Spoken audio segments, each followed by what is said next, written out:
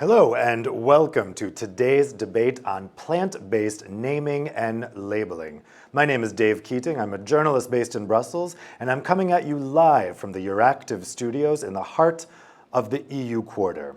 Today we're going to be talking about an issue that got a lot of media attention when it was first adopted by the European Parliament's Agriculture Committee and has since faded from the limelight a bit. But despite that, the issue is actually coming up for a vote. It's scheduled for a vote next week in the European Parliament as part of the overall vote on the Common Agricultural Policy in the next period.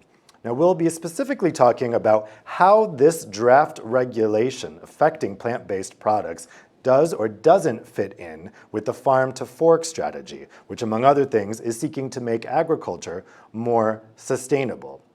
Now, the issue we're talking about here is two specific amendments that were introduced in the Agriculture Committee during this CAP vote. Now, just to back up for a minute, for people who aren't engrossed in the agriculture sector, it's part of the EU's 7-year budget. The next period for that is coming up 2021 to 2027, and so both the Parliament and national governments need to approve all parts of that budget. You probably heard about this budget over the summer because it includes that massive 750 billion euro coronavirus recovery fund. But that's just one part of the overall EU budget, which is actually 1.85 trillion euros, and agriculture is a huge, huge part of that. So these two amendments that were introduced would effectively ban the use of terms that sound like meat or dairy for plant-based products. Most famously, veggie burgers. This is often called the veggie burger debate, but it also will affect plant-based dairy substitutes, specifically in how they can use the language. Let's talk about the two amendments we're talking about here. We've got Amendment 165, which would prevent companies using meat-like terms for non-meat products, most famously veggie burgers, but also, for instance, vegan steak wouldn't be allowed if this passes. Amendment 171 would prevent companies from using dairy terms anywhere on their packaging unless that product contains dairy. There's already EU rules forbidding terms like soy milk, vegan cheese, vegetable butter, but this would go further. It would actually not allow these types of products to use the terms milk or cheese anywhere in their labeling. So for instance, they couldn't use the term butter substitute, yogurt style, or alternative to cheese. Now, the reasoning behind this is that some stakeholders say that consumers are being misled into thinking that these are real meat and dairy products. Now, recently we've seen some efforts to try to throw this over to the European Commission to have them decide or clarify what all of this would mean. And right now it's really unclear how this vote is going to go in the European Parliament, and then of course it's to the European Council also to decide. The big question being asked here is, with meat and dairy consumption contributing so much to climate change, how is this consistent with the EU's Green Deal and the farm-to-fork strategy? This would effectively prevent companies from using these terms to convince people to use vegetable alternatives instead, which in theory is supposed to be good for the environment. So this is way more than just some little esoteric EU legal issue. It goes to the heart of the sustainable agriculture question, and it makes policymakers answer the rather uncomfortable question, do we need to eat less meat and dairy to solve climate change? In my experience, this is a question that centrist politicians are terrified of and never want to answer. This is also going to have a big effect on the plant-based food market.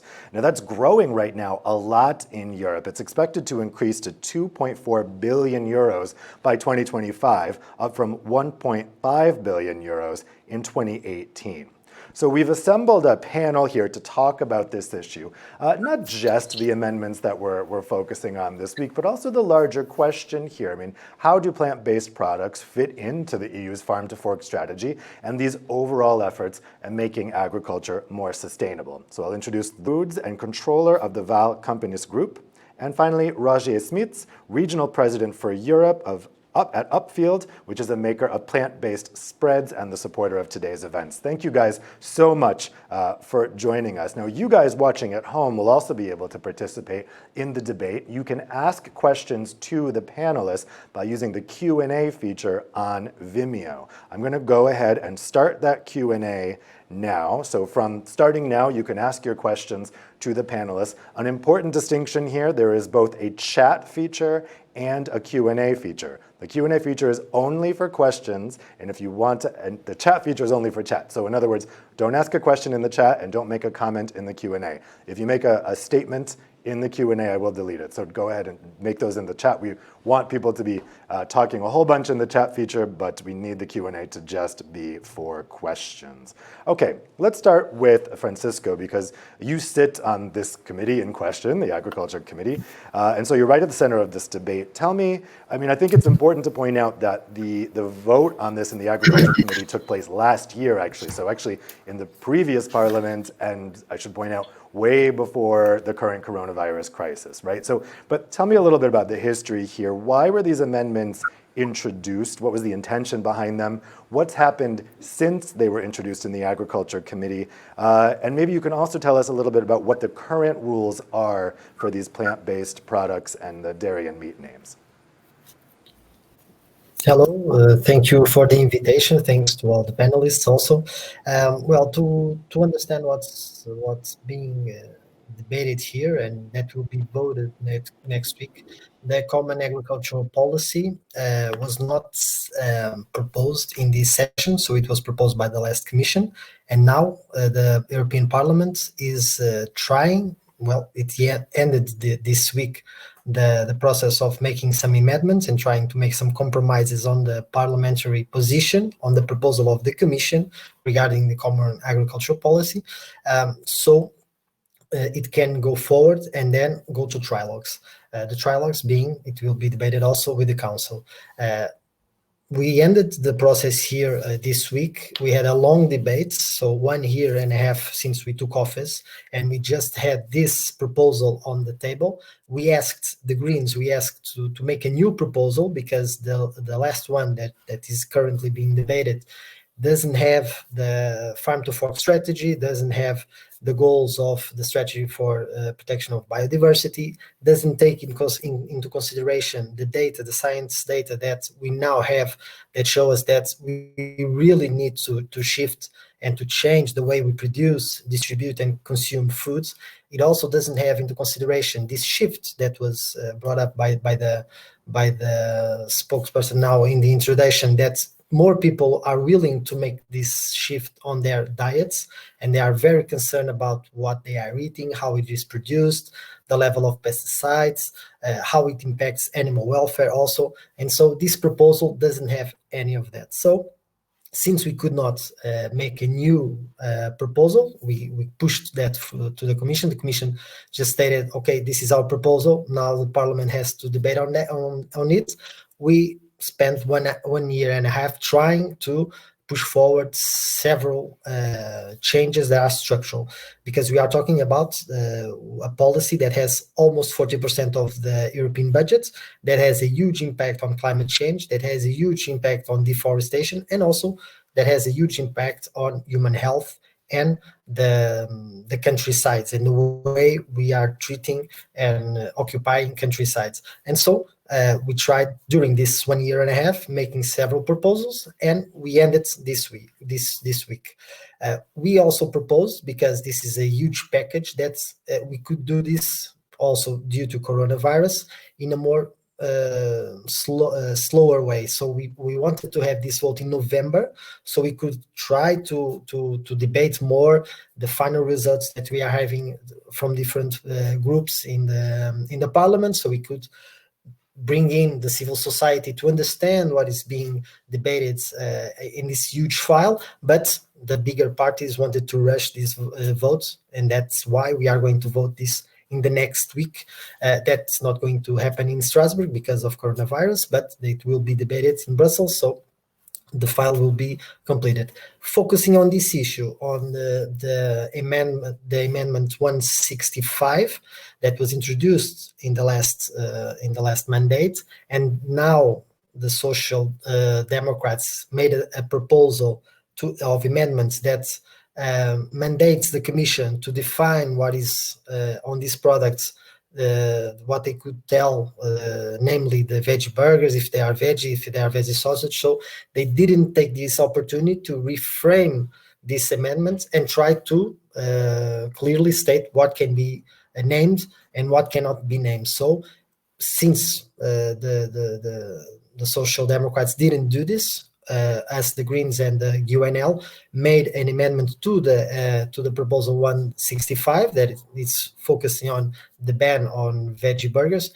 It's not ban; it's trying just to this new approach, this new amendment tries to push to the Commission so they can define by a delegated act how it is going to be called. So we are not taking the opportunity that we have to clearly define, and I think we'll in the further debate we'll see the companies that they're afraid of this position because they want clear regulation and clear rules, and so citizens. So in this end, we made a proposal and we are trying to clearly define that can be in this amendment 165. You can have hamburger, sausage, and those definitions if it's clearly stated in front that is vegetarian, vegan, and plant-based, and so citizens can understand what's at stake.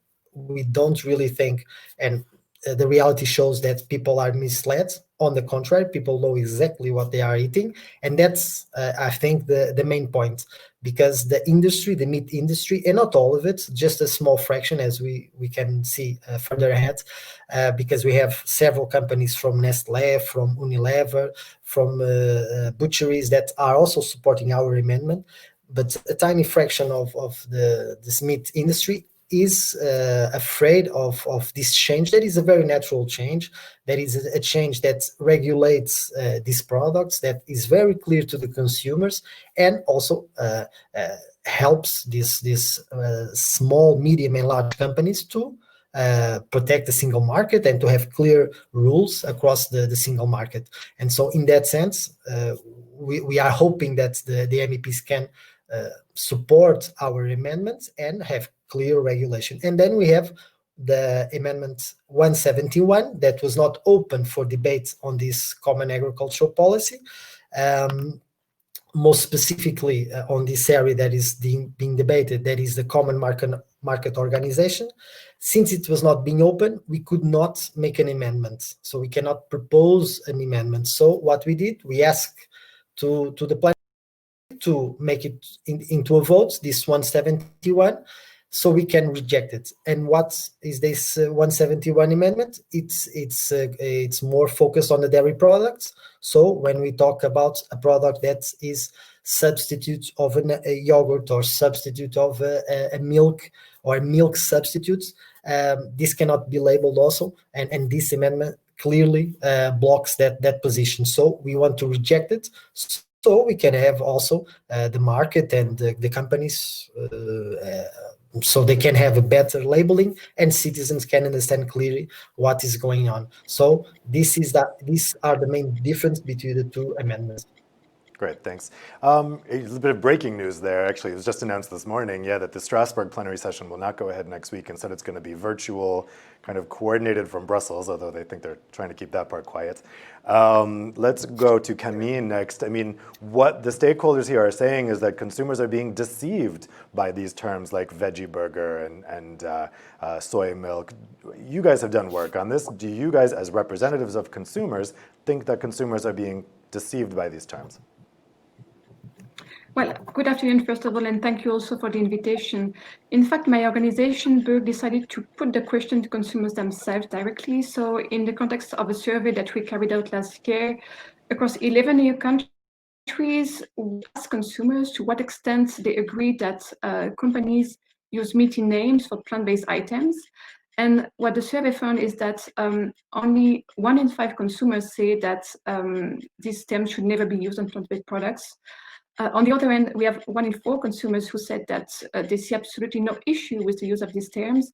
And finally, the biggest group of respondents, so over 40% of people, saw that it's okay to use meaty names on plant-based items so long as the products are clearly labeled as vegetarians or vegan. So it makes very much sense. So we think we should listen to consumers. From a survey that our German members carried out already some years ago, only 4% of consumers had mistakenly bought a vegetarian item thinking that it was containing meat. So clearly we don't think that consumers are confused with these products. Now, when it comes to the plant-based items claiming to be cheese, as you pointed out, Dave, the use of these terms, such as, for instance, cheese, milk, butter, or cream, is already prohibited under current EU rules if the product does not contain real milk.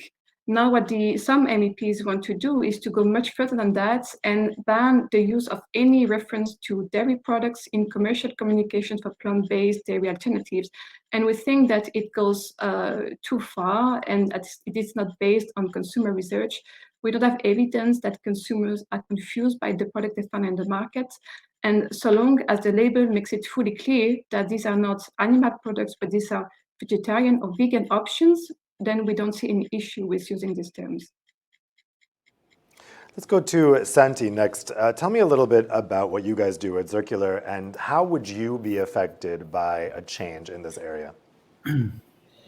Hello everybody. Thank you, Dave, for your question, and thank you for all the rest of panelists to let us explain our circumstances and our problems and our position regarding this labeling of products. I work for a agribusiness company in Spain, mainly based in production of protein, of animal protein. We are leaders in Spain of raising animals, but and exporting all this meat to all the world. And we have made a spin-off, a company called Circular Foods, mainly based in trying to get all the innovation regarding alternative proteins and new sources of protein. And one of those in the short term is vegetal protein and its products mimics to that try to mimic to normal or traditional animal protein products. That's the fact that I think that it's important that nowadays there are several big meat companies or big animal protein companies that are making this shift or this complement towards new sources of protein, because I really think that we can do it very well because we have the knowledge, we have the machines, we have the tradition, we have the security, the traceability, and we have been success in trying to provide food to our clients and consumers, and not only in Europe but all over the world. So I think it's a natural movement from animal protein companies toward this new segment of alternative proteins. But if we cannot label the products with the normal names that are very infrequently used in the market, we have a problem. We have a problem because how do we communicate to our clients which is this product? What is this product made of? One of the analog I mean is once you want to buy a car, you have cars, traditional cars with a normal motor and normal transmission and so on, and you have the electric cars. And you want to go to buy a car, you have twice this option, but both are cars, and the name are cars. One is the normal car and not is the electric car. Trying to get yourself in front of a shelf in a retailer or in a restaurant, trying to define or trying to decide what are you going to eat, and you have chicken or poultry or burgers, and you have a very veggie burger, and you have to decide the format, the structure, the appearance, it's the same, but the protein that's inside of this food is different. That is the only main difference, because perhaps it had been produced in the industry in a similar way, in a similar value chain, that it's been managed by companies that are doing both kinds of protein. So owing to the situation that we are facing nowadays with COVID and so on, and particularly that it's struggling in our country, in this case Spain, with very heavy considerations and very heavy conditions, why is the reason to try to stop this new segment of products, this new segment of categories, that it's once we are facing that the consumption of meat is declining, we can compensate with another kind of protein, with another kind of products that can give us to our factories and that can give to our possibilities new new activities, new workforce, and new developments. I'm trying to get Europe as a new center of improvement and development of this new kind of products. In my opinion, that we are facing our problem, because if we cannot use these names, that is not going to disturb the consideration of the clients and also the consumers that are going to have these products in front of the eyes when they are going to consume, how we are going to label these products. And this question is causing that we are going to make the consumers to be a little bit of distress, uninformed, and a little bit of not knowing what they're really consuming, and with a lack of information regarding this option. So, Santi, you're obviously very concerned about the meat amendment. Rogier, you're more concerned about the dairy amendment. So, Rogier, tell me, for you, we've just heard Santi explain the advantage of meat being able to label itself that way. Rogier, for you, what is the advantage for plant-based product to be able to use terms like cheese, like butter, this type of thing? Yes, Dave, thanks for having me, and also great to hear the points of views of the other panelists. So I'm the regional president for Upfield in Europe, and Upfield is a leading plant-based foods company. We're present in 95 countries in the world. We've got 6 manufacturing sites in Europe, and we really are a relatively young company. We're 2 years old, and we really have a big purpose around plant-based nutrition. And you might know us from brands that you or your family members use yourself, like Blue Band or Flora or Vitam or Tulipan or Rama, for that matter. And what we're trying to do with our plant-based products is to really give people a positive choice. What we see in not only the dairy segment but across is that plant-based foods are growing significantly. And that for me already actually proves the point. People know perfectly well the difference between a plant-based product and an animal alternative. And there's a reason particularly why the plant-based alternatives are growing very fast. And that is for 2 main reasons. One, people prefer it from a health perspective. In general, the plant-based alternatives are more healthy. Secondly, people prefer it from a sustainability perspective. They know very well that plant-based products have a lower carbon footprint than animal-based products.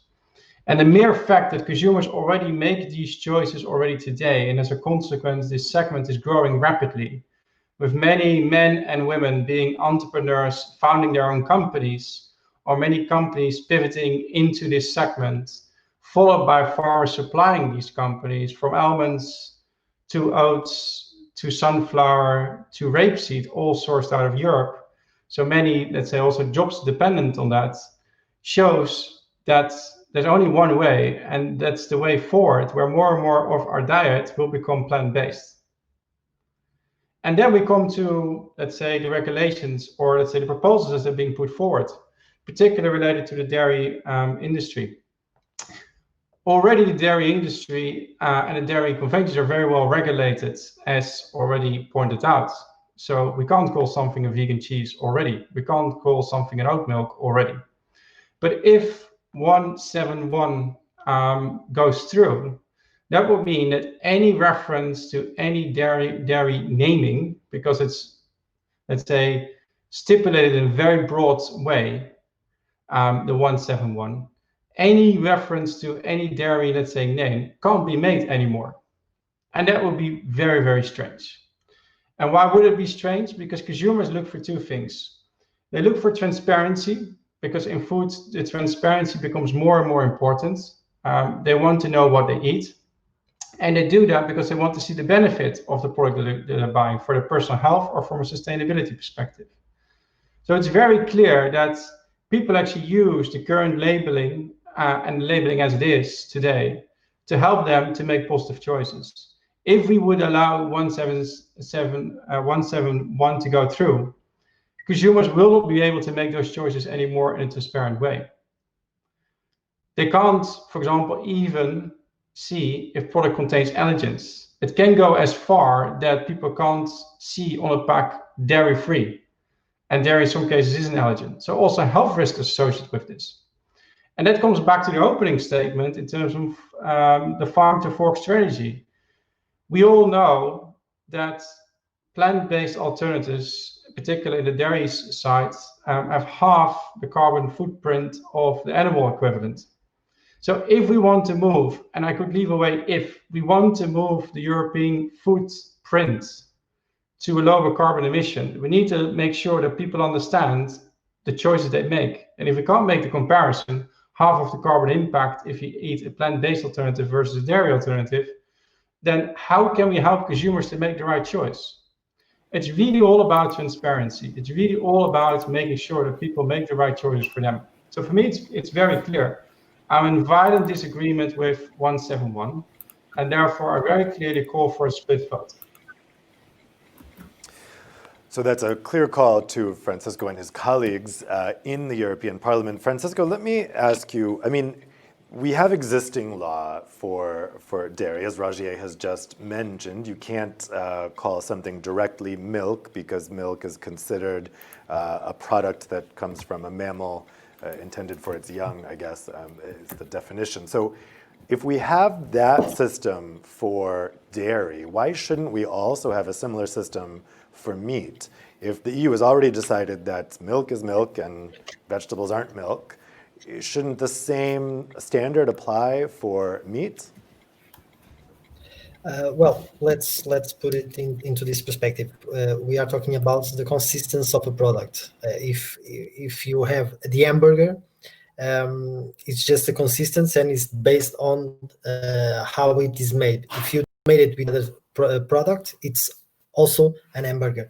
A sausage is also a sausage if you stuff in chicken, poultry, or if you stuff it with vegetables. So the point is that. So, and I think we should go back a little further, and we should go back to the transparency that was here said.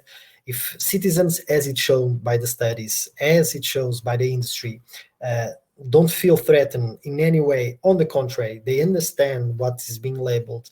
And we can even go further, because we have the nutritional labeling that will add value to those products. Even though that's a different discussion, we also have that. So nutritionally, everyone knows what's inside those products, how, if it's graded A, B, or C, or D. So that's also improving the transparency of the European products.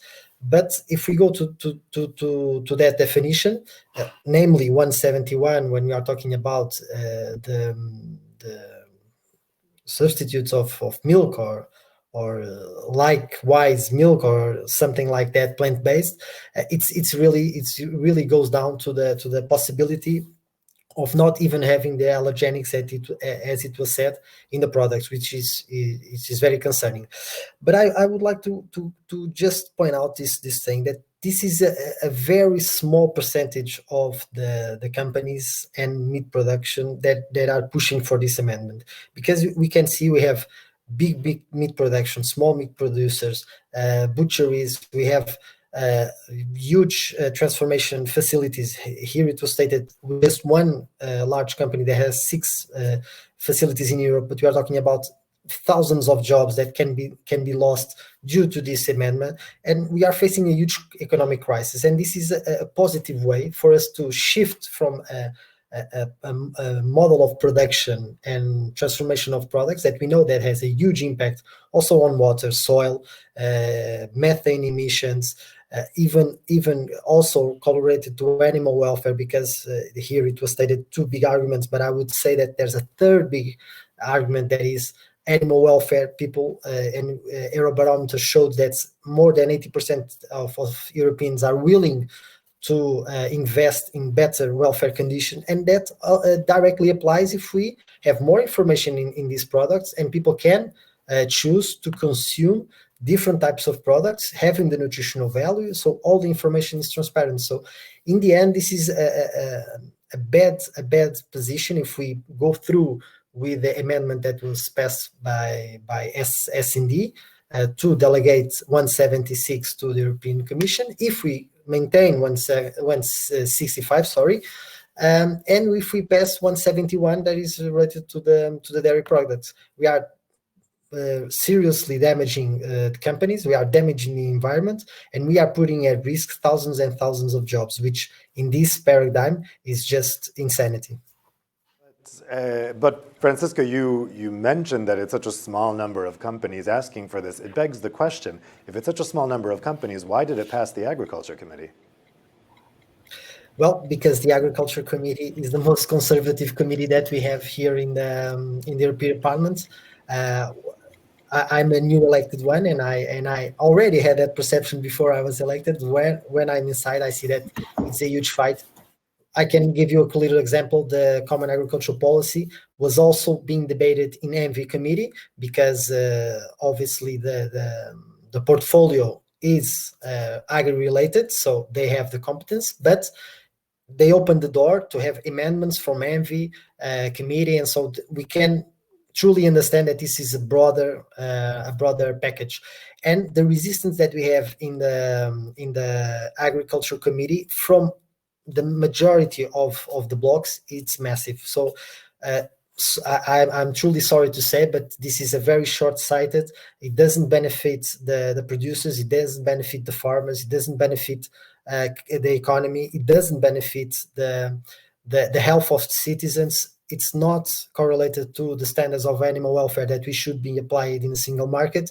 And in the end, it's a lost opportunity that we have to really tackle climate change. If we don't have a structural change in the Common Agricultural Policy, we are not going to meet the climate targets that we have. That is clearly, that is obvious, and this is the biggest chunk of the European budget that we could allocate to this transition, and we are not doing that if we pass, for example, these two amendments. Santi, let me ask you, where do we draw the line? I mean, you mentioned that there are turkey burgers, there's chicken burgers. We haven't heard objections to that. But I mean, in theory, could anything be called a burger? Could you call I don't know, this is making an absurd example, but could you call a phone a burger? I mean, where should we draw the line in what can be called a burger?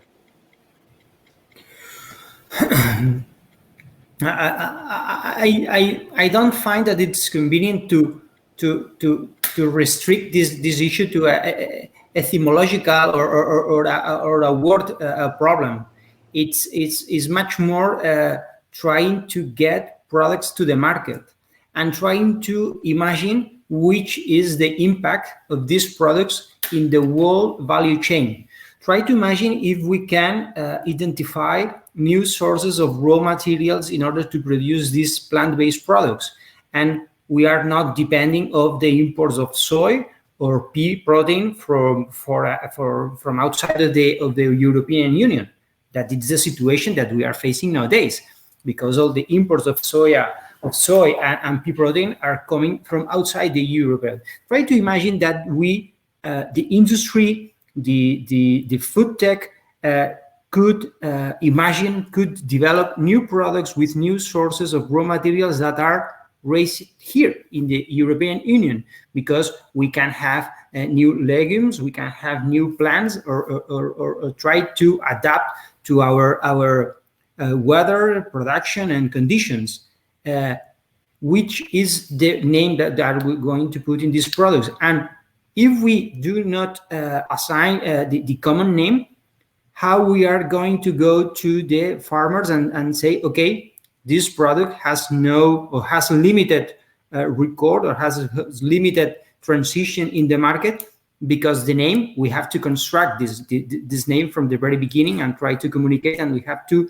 put the effort, the money, and the investments in order to communicate. So we are lowering the value of the whole chain, and if we try to imagine that the significant relevance of the agriculture in our European Union, we have to face this problem. We have to communicate to the farmers and the people that are working in the private sector that there are new opportunities, new raw materials that can be used, but we have restricted we have limited the success of these new products and these new solutions in terms of shifting towards new alternative proteins. Mm-hmm. Camille, I mean, we're talking a lot about sustainability here, but obviously there's also a health aspect here. I mean, would you say that there is a compelling reason to give these plant-based products meat and dairy names for health reasons? Thank you, Deb. In fact, I'd like to pick up on what Roger said earlier, that the plant-based items are healthier than the meat original version, so to say. Well, that's not necessarily true. And I think we should not assume that because it's plant-based, it's always healthy. Our member organizations, so the book members are consumer organizations across Europe, and they have done some tests, comparative tests on various plant-based items.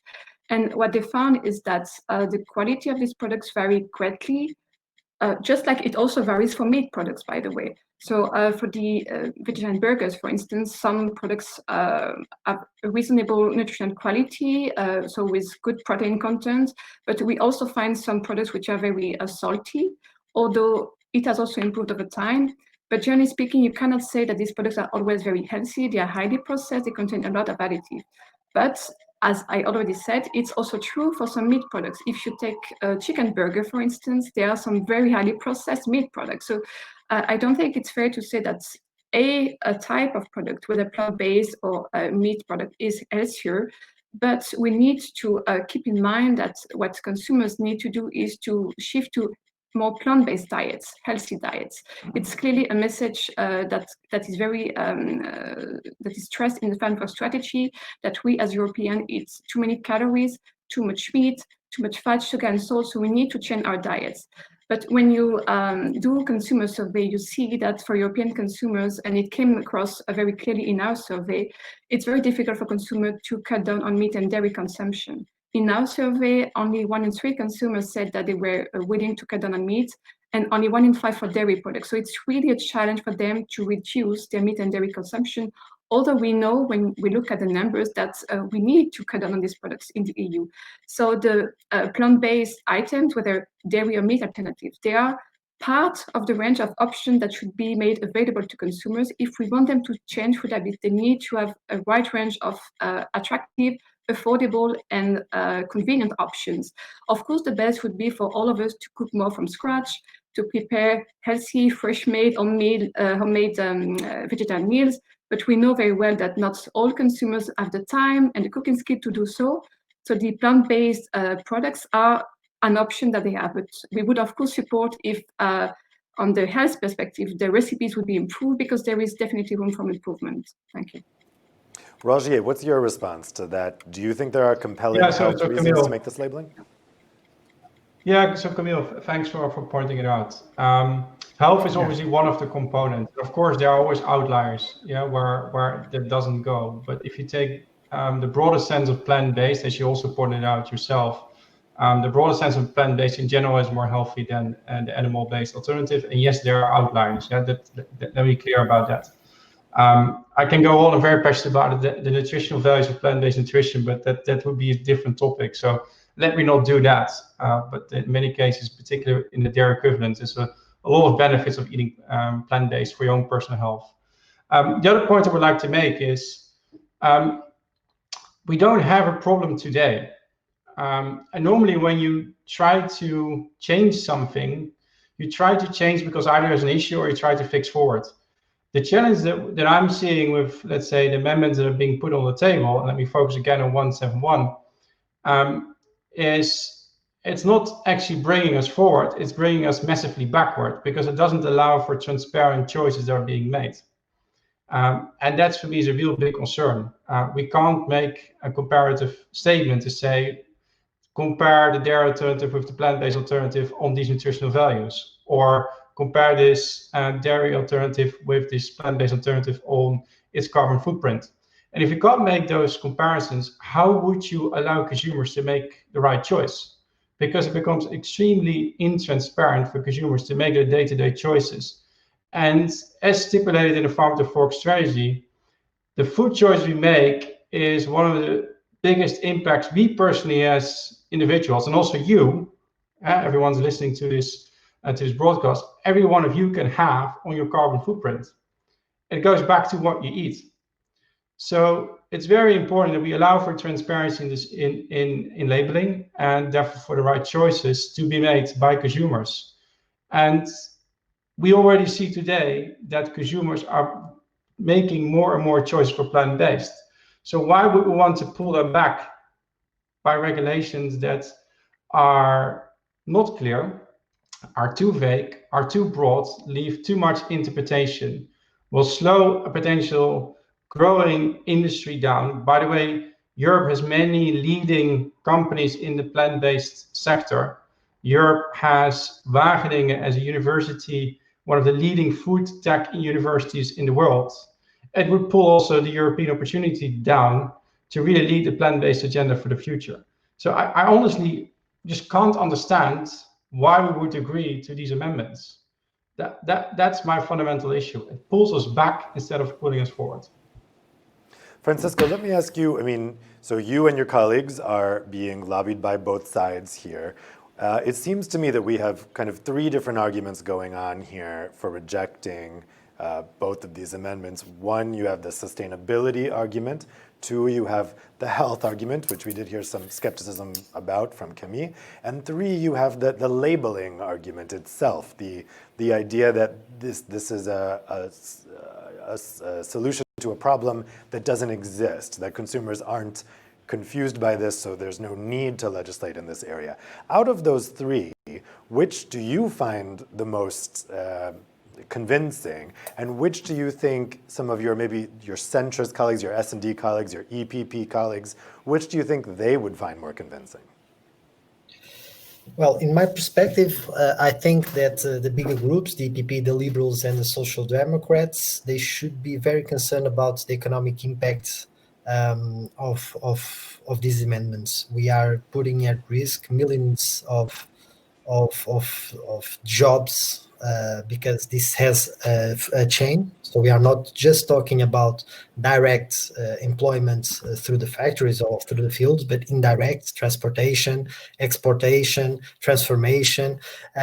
We are talking about the distributors, the food distributors, supermarkets. We are talking about a huge chain that exists. So we are talking of the possibility of in a very, very difficult period of our history, especially in Europe, when we are hit by the second wave of COVID-19, to lose thousands and millions of jobs, direct and indirect. And in the end, putting at jeopardy also the national economies and the European economy, because as it was it was stated, and this is data that was released a couple of months ago, the food sector was one of the sectors that was most important, not only to maintain levels of GDP in certain areas, namely in agriculture, but also to guarantee our sovereignty in food and food products.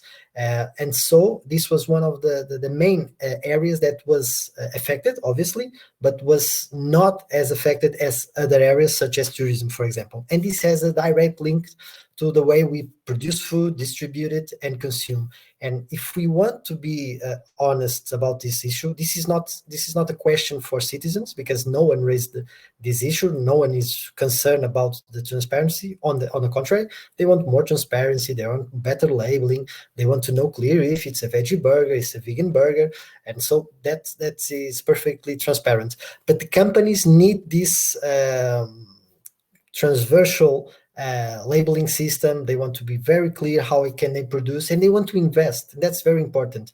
We have European investments, we have external investments that are being made, and this puts in jeopardy those billions of euros invested on these companies and in this chain of economic value. Let's take some questions from the audience. Now, again, you guys can ask your questions via the Q&A feature on Vimeo. I'm going to take a first question from Bruno from Copa Cogeca. They represent farmers and agri-cooperatives.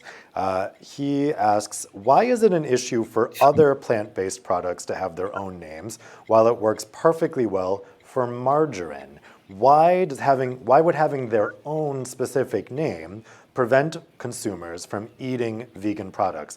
So that's a question for both Santi and Rogier. Santi, why don't you take that first? Why can't veggie burgers just have their own unique name like margarine does? Well, if these amendments go through, we'll have to do it. But the cost of this is what Francisco was explaining, in my opinion, very clear. Jobs, investment, and progress. I have a conversation here in Spain with people of agriculture and tell me, okay, let the etymologists think about names. And for me, it's a very poor answer. There are many things, and there are many businesses, and there are many questions where names are not confusing, are helping. And I really don't see if the words are restricted to things when they are not giving you confusion. And in this case, we have to look for the adjectives, and we have to look for the complements, and we have to look for the everyone that's going to a supermarket. You have to stay there, and you have to see how is the behavior of the consumers nowadays. You take the packet or you take the package, and you turn around, and everybody's looking what is made of, what is made, where are the calories, what are the ingredients, if they consider if there's healthy or not. We have also the Nutri-Score, and we have a lot of things that, okay, if you get a package of a product today, it's plenty of information. Why the name is so important? Why the name is important in this? Because it's your tradition in order to consumption. So I think if you give the information there, if you explain what are you consuming with adjectives and compositions, you have the tradition of this name has been done by everybody, has been done by the society. Now the technology and the food tech has made an improvement, and we have to take part of our history and our tradition and trying to adapt. So I think there's no problem on getting a new name. The problem that it's gonna be cost. This is gonna cost jobs, investments, and progress. And if not, other products coming from other parts of the world are going to enter, and we have to face this competition as well. Rogier, this question is a bit different for you because the EU law already forbids naming vegetable products after dairy. So let me ask you this. What has been the effect on the EU law already not allowing things to be called milk and butter? Have consumers been confused about the intent that your product is supposed to be replacing those things? Yeah, it's a really good question. And I can already, let's say, show a little bit of the future in this answer. Do you know how people in the Netherlands call margarine? They call it butter. So if you go on the street and we ask someone, hey, and when I'm in the supermarket, I often do, let's say, connects with consumers. I go together with them in shopping trip. They walk with me to the butter aisle. That's how they call it. If I talk to my mom, who is using margarine, she's talking about butter. So if I talk to anyone in Greece and they talk about Vitam, which is a big margarine brand there, they call it butter. So the naming linked to what the product is already on the street. People already call it butter. People would be highly confused in the Netherlands if I tell them suddenly, did you know officially you're not allowed to call it butter? They don't know. They see a product which is similar in their minds to butter and they call it butter. So it's therefore, I made a comment before, it's going really backward. And it doesn't help the consumers from that perspective, because it could result into further confusion of what it is or what it isn't. And it again doesn't allow for transparent choices and positive choices. The language is already out there. The language is already on the street. So why would we want to pull that back? I just can't follow that. Yeah, I have to confess, before I started preparing for this panel, I didn't know that the name had changed. I buy soy milk regularly, and I've always called it soy milk, and I didn't notice that it had actually changed to soy There you go. Yeah. Well, let me put that question to Camille. There was a question here in the Q&A about infantilizing consumers. I can't find it right now, but it was something like, aren't we infantilizing consumers by thinking that they can't tell the difference between a veggie burger and a meat burger? I'm not actually sure if that's pro the amendment or anti the amendment, but let me put it to you this way. Are we actually infantilizing consumers by thinking that if the packaging doesn't specifically say burger or doesn't specifically say butter substitute, that the consumers won't understand that it is a butter substitute? You know, for instance, in my case, I understood the soy drink as being soy milk, even though the packaging changed. Yeah, I agree with what you said earlier. I'm sure that if you go to a coffee place, most people will ask soy milk in their latte and not soy drink, for instance. But when it comes to the veggie burger, it's a bit different because these are relatively new products. So the terms such as steak or burger or sausage are being used to inform consumers on the usage of these products, of these quite new products. So they're not very familiar with them yet. So it's important for consumers to know how to integrate this product in their meal. So it's useful for them to see these terms. Of course, so long as it's clear that the products are meat-free, but the terms such as steak or burger just give information to consumers on the usage of the products. And we think that it helps consumers get more familiar with these products, and therefore that's why we don't support the so-called veggie burger ban. But again, I think we really need to look at the bigger picture. I will go back to the farm to fork strategy, and clearly there is this need for European consumers to change their diets. So if we want to make it easier for them to do so, they need to have attractive options to reduce their consumption of animal products.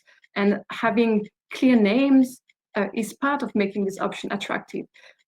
We've heard about names such as disc, veggie disc. It's not very attractive, definitely, for consumers. Whereas a burger is something that consumers relate to, something they know already. And just about the traditional aspect, if you go, for instance, in a supermarket and buy a chicken burger, you will find some very highly processed products which contain many additive, flavor enhancers, colors, etc. So even for some meat products, burger has nothing traditional. It's nothing to do with some traditional recipes that perhaps consumers were used to many years ago. So I think it's a kind of a false discussion that we are having here. The most important for consumers is to know clearly from the label what they are buying. So the name gives an important information to consumers, but it has to be completed, of course, with perhaps a qualifier such as meat-free or vegan or vegetarian, so as to make sure that there is no confusion, even though there seems to be no confusion already today. Francesco, I'd like to get your response also to the Kopo Kajeka question about why they can't just have their own names. I also want to ask you another question that's come from the Q&A specifically for you from Ksenia. She says, MEP Guerrero, aren't we also putting at risk a lot of jobs in the farming sector? You've talked a lot about the plant-based jobs that could be lost, but what about the jobs in the farming sector if meat consumption is reduced?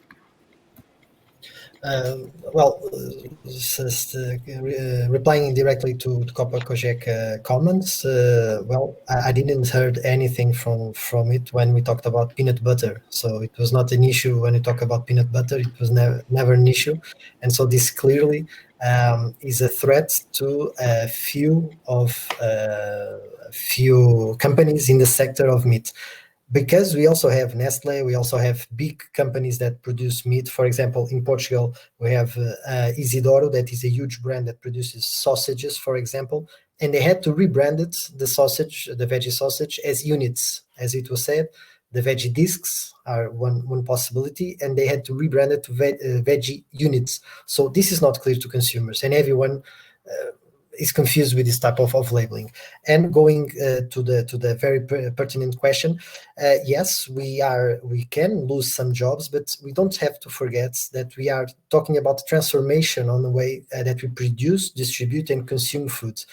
Nowadays, the agricultural sector on farming, animal farming, is one of the most subsidized sectors in European in the common agricultural policy and in Europe. So by now, it's far. It doesn't really reflect the impact that it has on animal welfare, on climate change, on the destruction of soil, on the pollution of aquifers. So we don't really have the clear value of those products in our economy.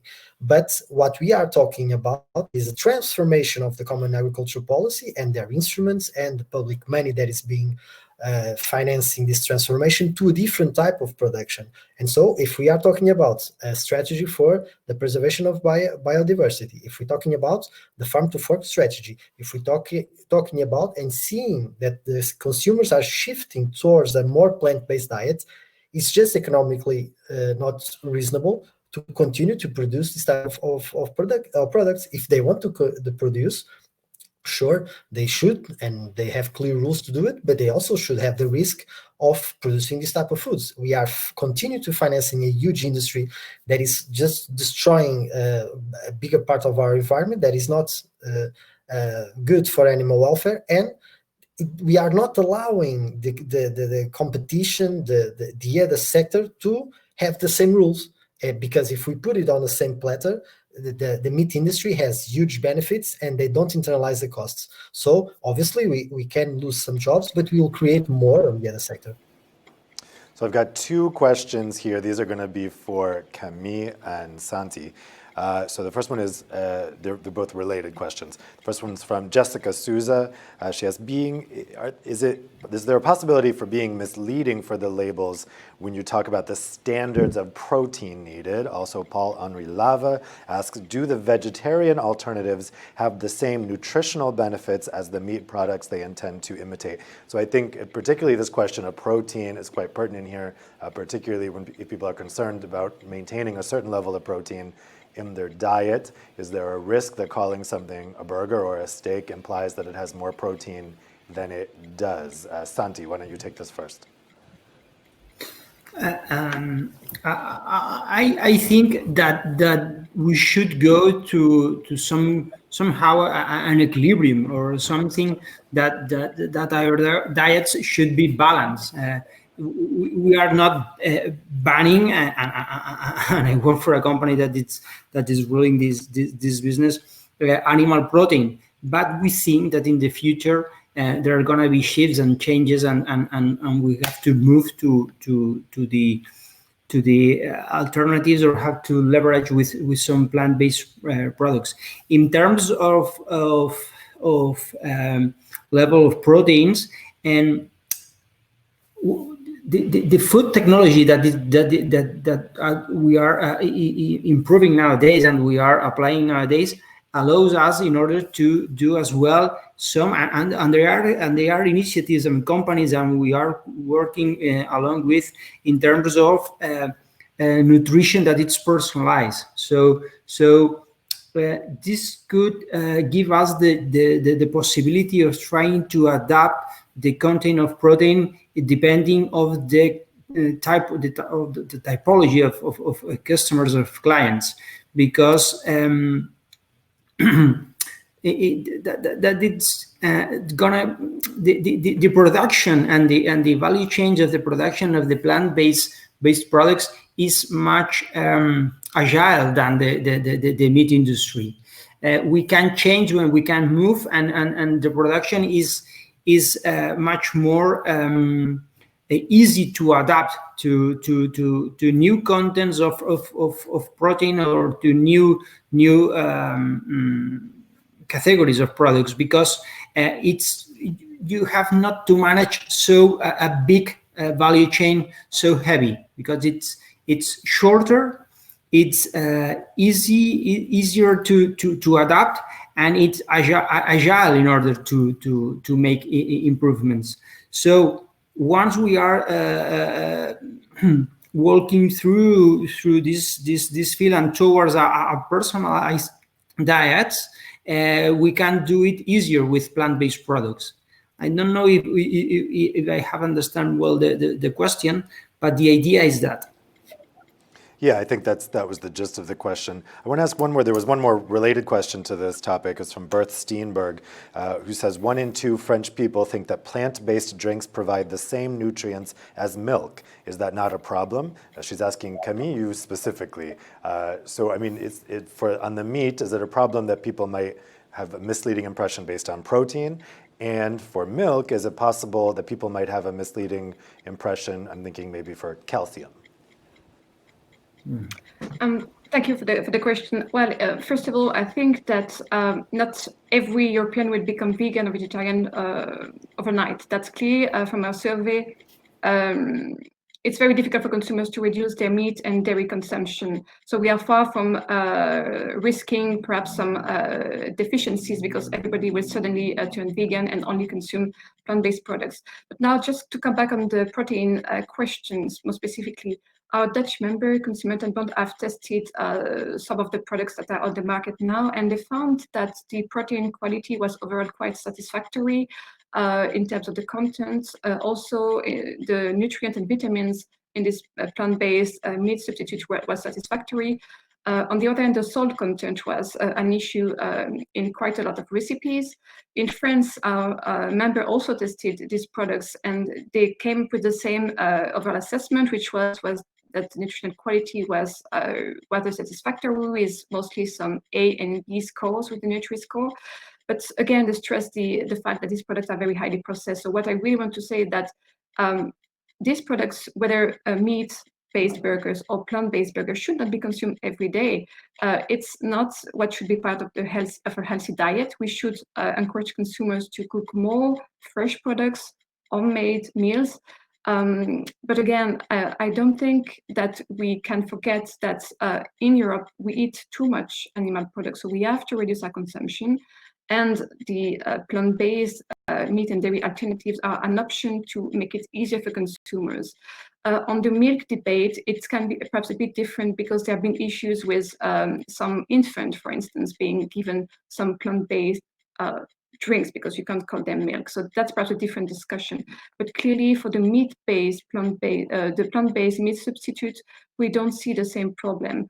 It will not become your daily, you will not eat these products on a daily basis anyway. So there are plenty of other sources of proteins in your diet. And again, these are highly processed products that should not become the first, the most important share of your diet. So we need to take this product into account in the bigger picture of the diet of consumers. We have 2 questions here from Anonymous. I think they're probably from the same person, and this would be a question for Santi. The question is, when a plant product is named after a specific protein, let's say chicken, isn't this even more confusing than calling it a burger? And then what would be the plant product marketer's reaction to pork tofu as a name for a pork protein product? So would the plant-based producers be mad if the word tofu was stolen by the meat industry? Yeah, I think that it's not convenient to place the names of animal proteins in products that are made of plant-based. We cannot we cannot play with this, because I think that it's not fair, and to the consumers to try to get the images or the frame that the consumer has in its mind, trying to identify the products. we are not seeing fair or polite to place a veggie burger and chicken downstairs, or with flavored chicken, with chicken flavor. Now, I think plant-based products should have its own position, and trying to get the attraction of the consumer. But I will not find this convenient, because if not, we are not constructing spaces that are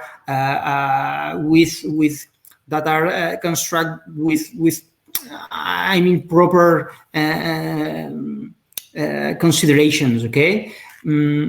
I do not find this is quite respectful, and we should be independent, or we should be trying to construct our category with our own value proposal, with the value proposal of the plant-based.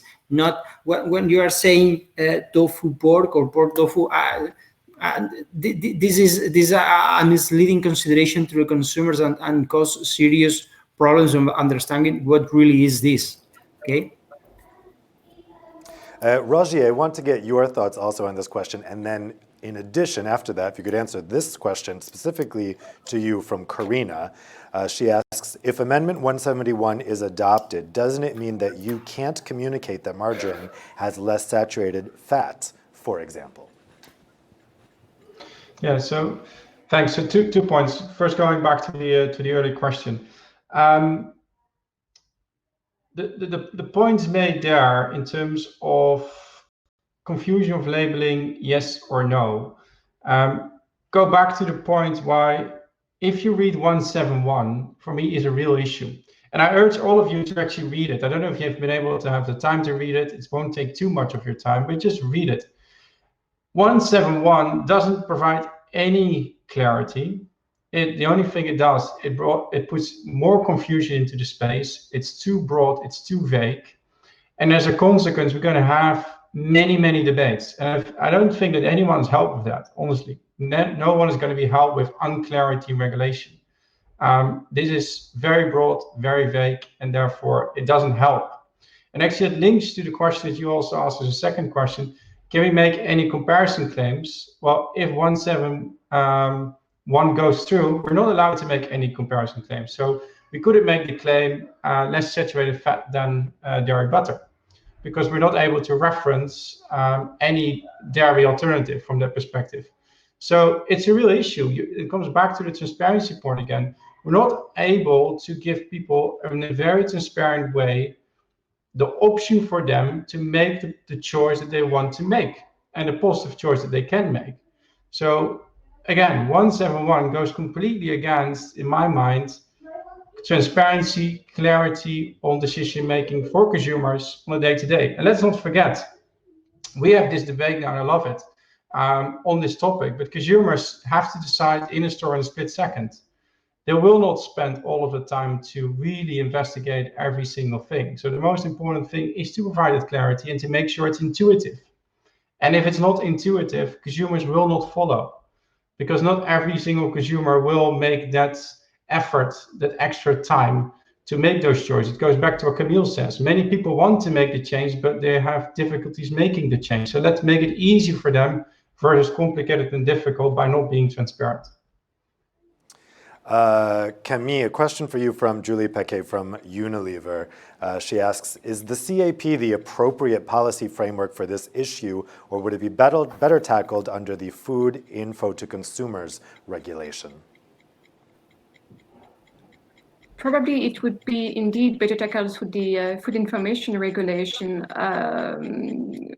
It's clear that the reason why it was brought up under the CAP is because consumers are not at the center of these amendments.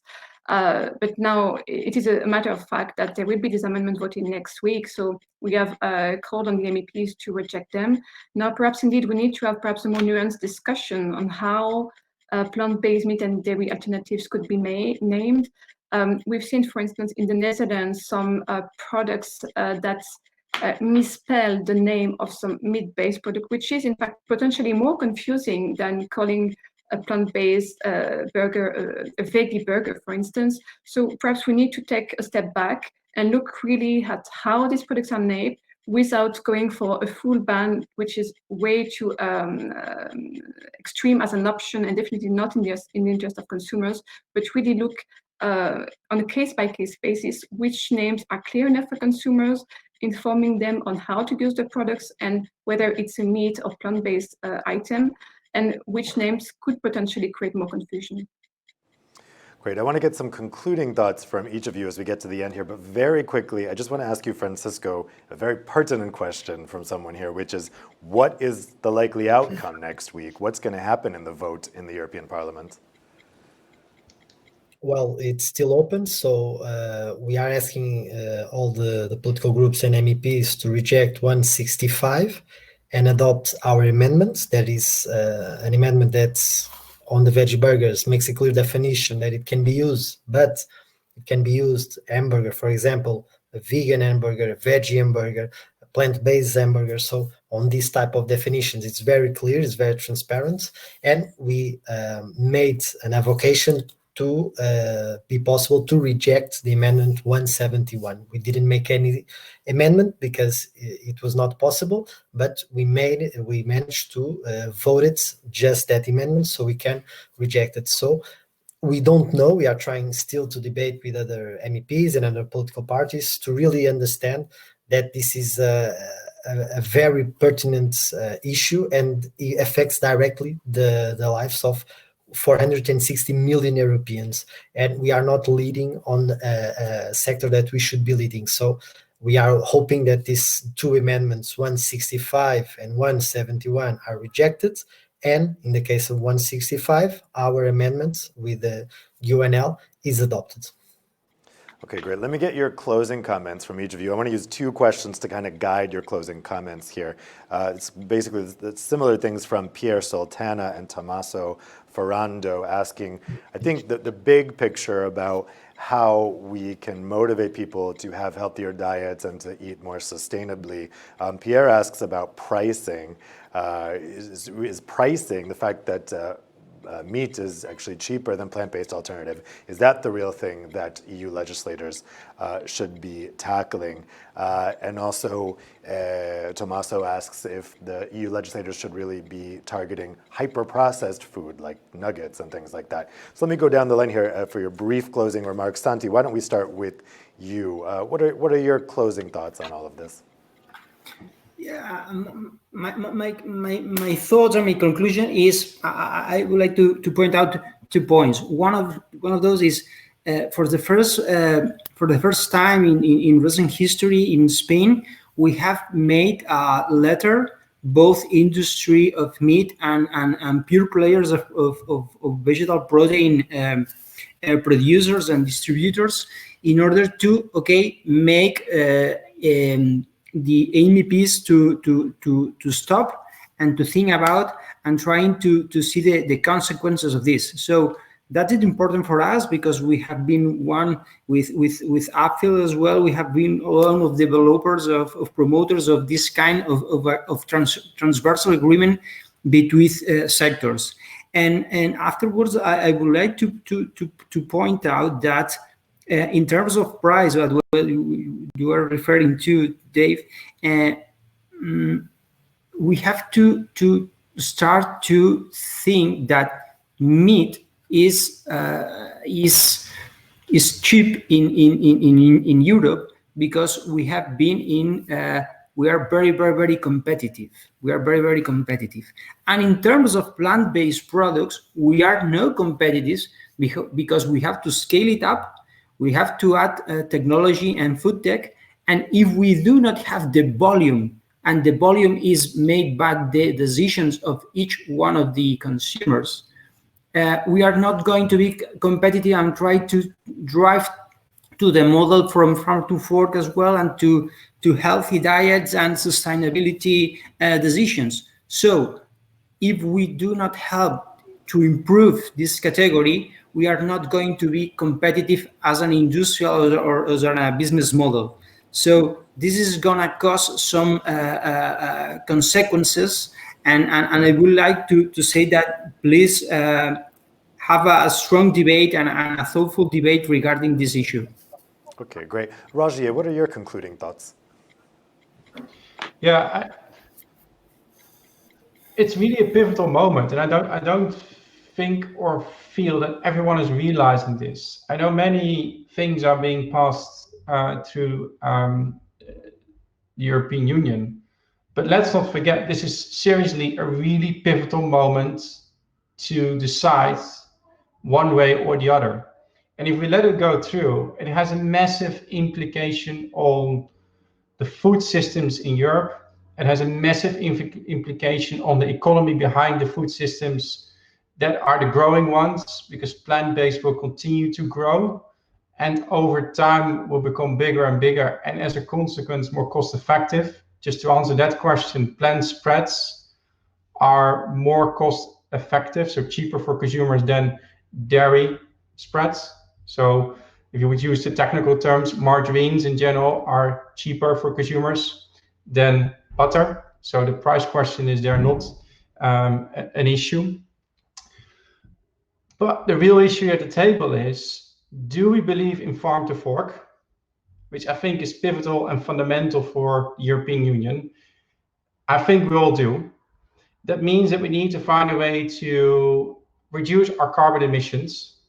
It's a fact that plant-based nutrition has lower carbon emissions than the animal equivalent. And it's a fact that more and more consumers are willing to make that positive choice.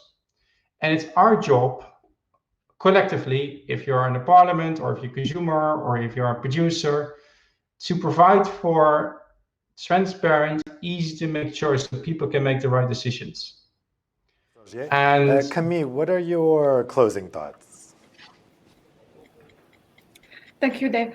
I think I'd like to go back to the farm to fork strategy, also because of this conference that took place this morning, that is going on also tomorrow morning.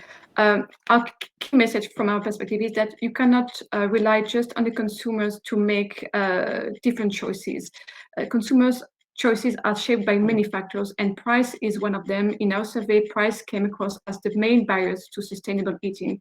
So we need food prices to send the right signals to consumers to also shape their choices. So it means internalizing externality, but at the same time, taking into account the fact that many households still struggle to make ends meet. So we need to also take into account the fact that not everybody today can afford a sustainable diet. So price is really key, and we have good hopes that the farm to fork strategy can stimulate, can enable some systemic change, but of course, it will depend on the level of the political ambition. Great. And finally, Francisco, your concluding thoughts. Do you agree that next week's vote is a pivotal moment? Yes, every decision that is that it will be made also in the Common Agricultural Policy, but all the European policies are pivotal and structural to the goals that we want to achieve.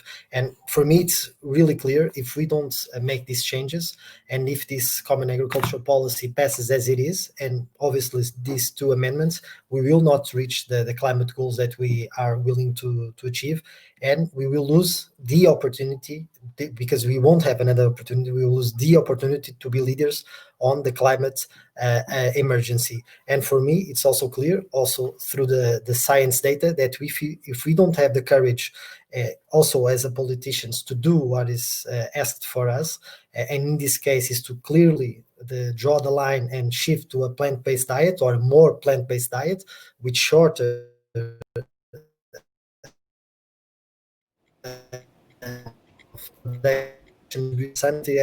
as a politician to tackle the biggest problem that we have, that is the biodiversity crisis and the climate crisis. Thanks. I mean, this is going to be a very interesting vote to watch next week, for sure. I want to thank all of our panelists for a very interesting discussion, and thank you to the viewers for some great questions. If you guys care a lot about this issue one way or the other, every MEP will be voting on this next week, so you should get in touch with your MEP and maybe others. Thanks so much for watching, and we look forward to welcoming you for the next Your Active Debates.